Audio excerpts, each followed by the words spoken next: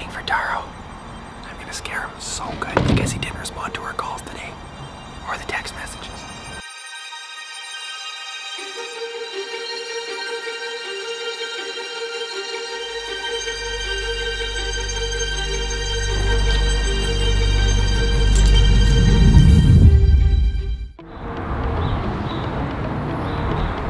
As you guys can probably see, we are not in Kenora anymore. We are far from home. We're in the GTA, the general Toronto area. I flew out here for a shoot last night. It wrapped this morning, a real quick shoot. And I only have to fly back tomorrow night, so I thought, let's make the most of this. I'm joining my buddy Jeff. We're headed north of Toronto, going on a bit of an adventure. I'll let you know what we're doing, but we're gonna hit the road for now. It's just a vlog, you don't need to do your makeup. Jeff Marr, everybody. He's gonna be the outdoors guide for this vlog. Are you gonna do this with your hair like that? Stop. Is your hair ready? My hair is great. I always wear a hat. We are absolutely loaded with gear. We got drones. We got camping gear. We got more camping gear. We got food. So, should be good. All right, we are headed out of the city. We will catch up with you in a little bit.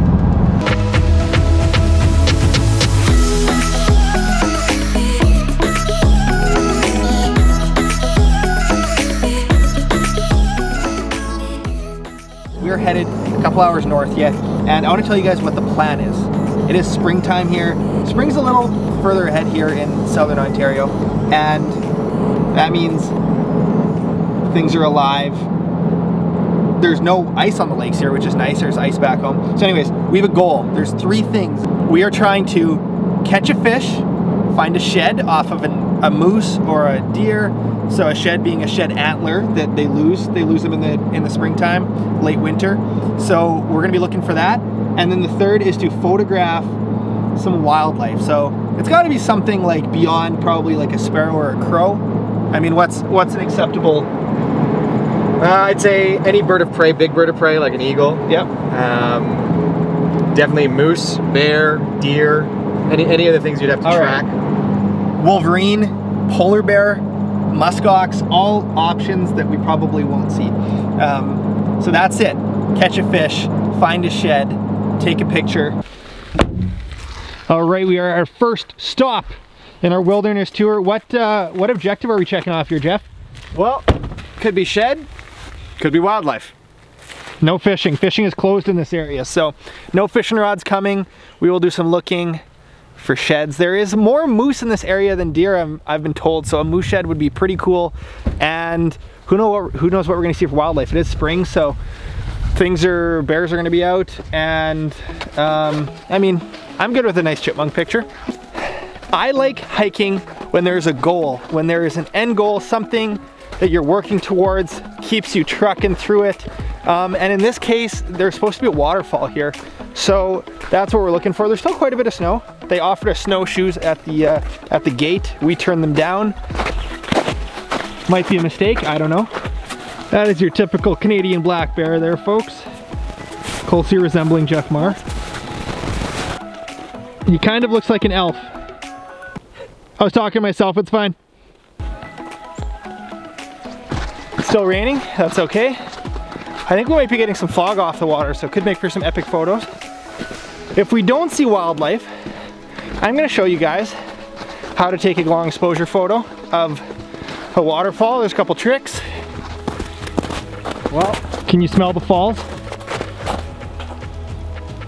I can. You look moist. It's getting louder, Jeff.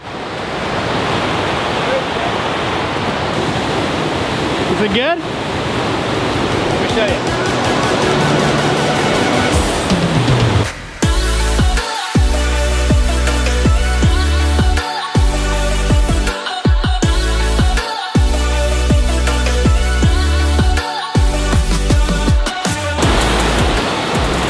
Alright guys, we're going to try to take some pictures of the waterfall now. Sorry I'm yelling, it's really loud. But the first tip, whatever you need this for star photography, you need this for anything with long exposure, with waterfalls, rapids, you need a tripod or a stable place to put your camera. I got a tripod along. I'm going to take a couple shots and I'll give you guys some pointers on what you need to do to get those types of photos.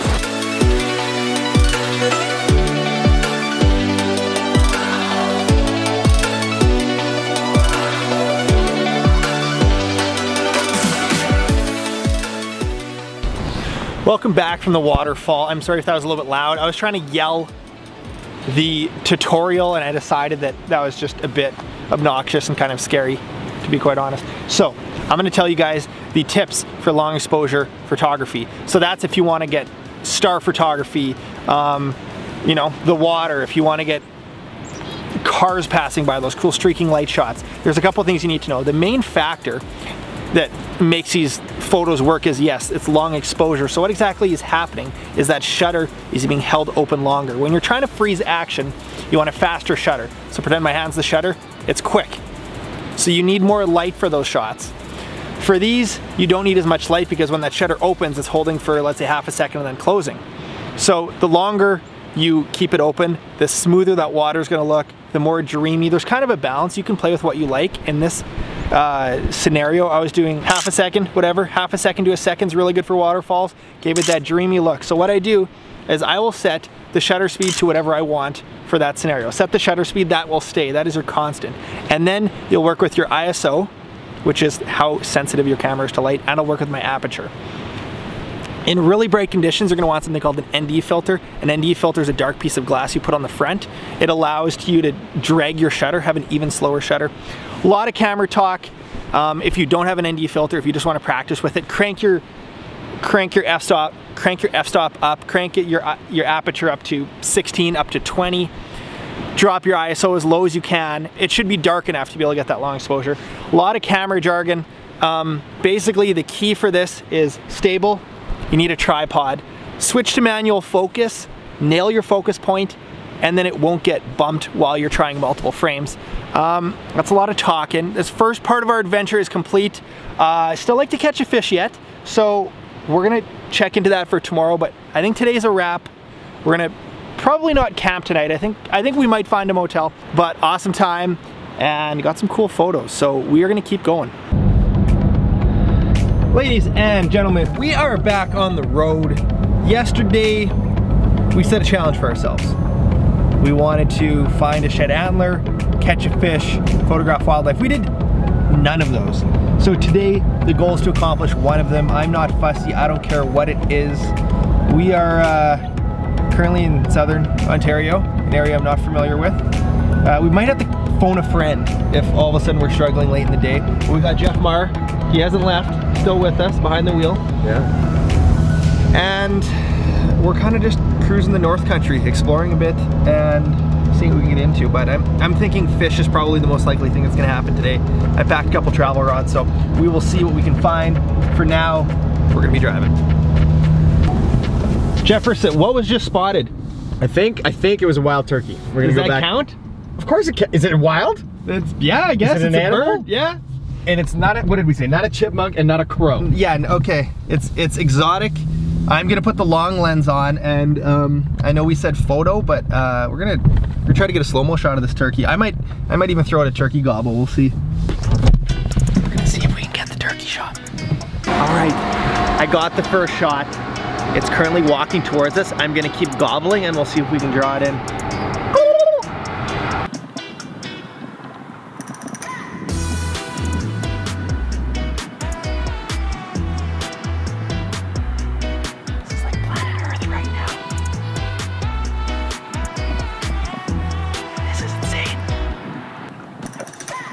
Rolling.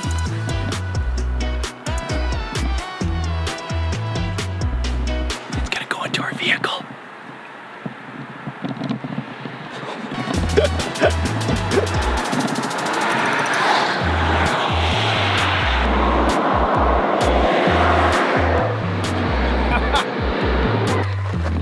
Okay guys, we got some insane slow-mo of that turkey. Jeff documented it as well. I can't believe how tame this turkey is. We're gonna spook him off the road because we do not want him to get hit. Goodbye, Mr. Turkey. No, no, no, no, no. Jeff, chase him this way. Get him off the road. We don't want you to get hit. Go, go. See you, buddy, thank you.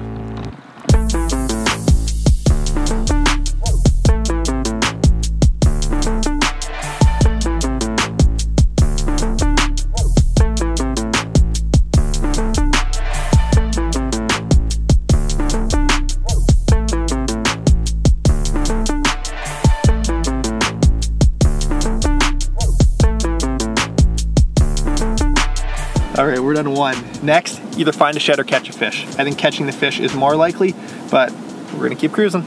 A lot of frozen lakes still. The lakes we're finding are frozen. And people always tell me, oh, Southern Ontario is way warmer, but this is what we're dealing with. So I didn't bring ice fishing gear. We're gonna head south. We're gonna head back to Toronto. I'm flying out tonight anyways. So we're gonna work our way there. He wants to be a race car driver for a little bit, so I'm gonna film him, he'll drive. And then we'll get to fishing. Do you have extra insurance on this thing?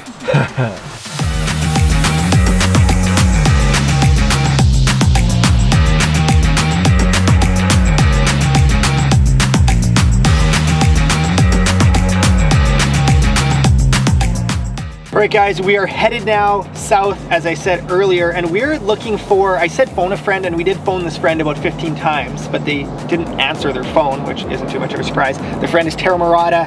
You know Taro.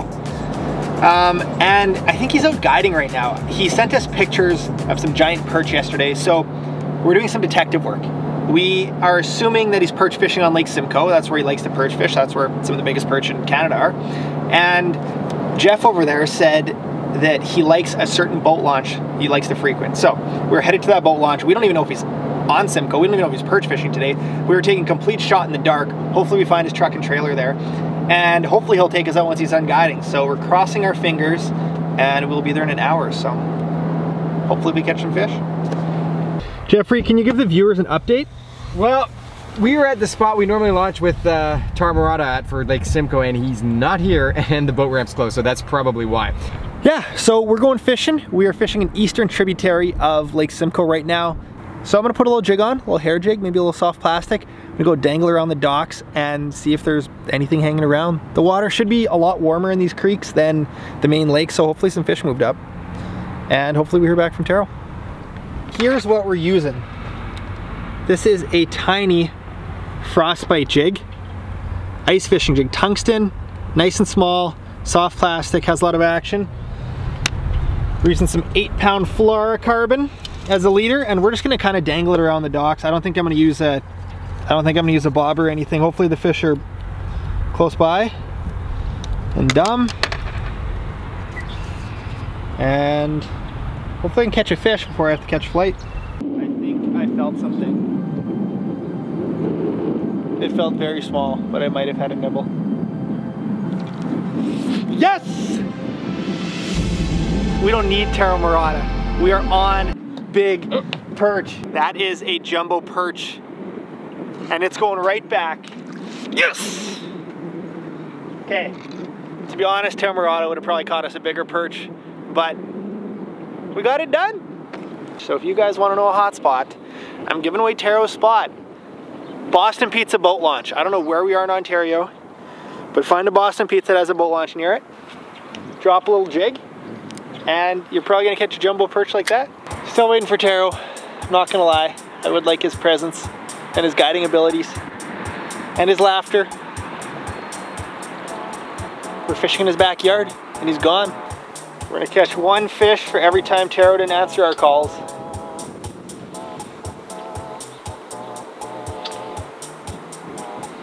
Taro says, Jay, when are you gonna come fishing with me in Toronto? Jay, do you wanna come perch fishing? Jay, when are you in Toronto next? And then he screens our calls.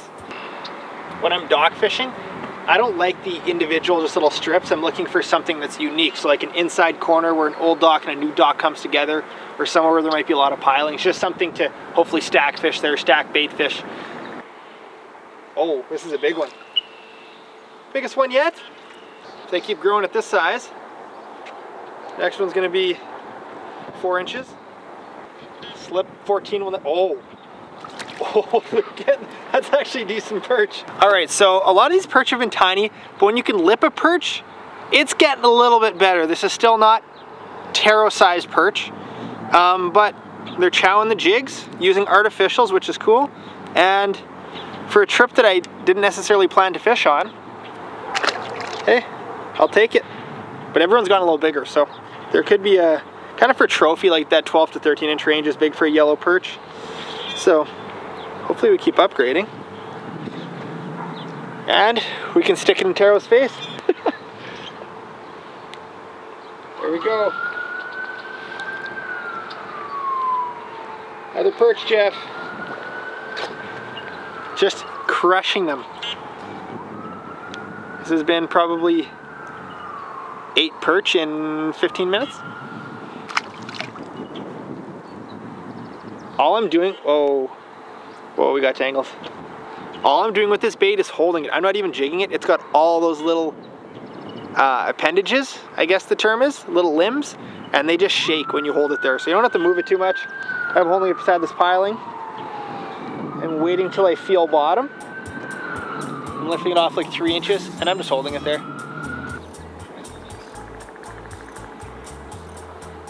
Oh. And that is the day ender right there. Unless we find taro, we're not going fishing again, but a lot of perch to catch offshore. You don't need fancy gear, and they're fun. Hey, anytime you can catch a fish is a good day. We're gonna pack up, head back to the truck, and where are we heading, Jeff? I don't know. We don't know. Searching for a clownfish. Searching for a clownfish. See you guys in a bit.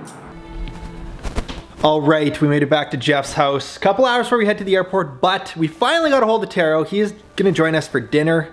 So at least we'll get to say hi to him. We'll let him say hi to you guys as well. But I'm thinking I'm gonna hide in the bush and try to scare him. I don't know if he is the type of guy to get scared. Okay, we're gonna sit outside and wait for Taro and scare the crap out of him. We are waiting for Taro. I'm gonna scare him so good because he didn't respond to our calls today. Or the text messages.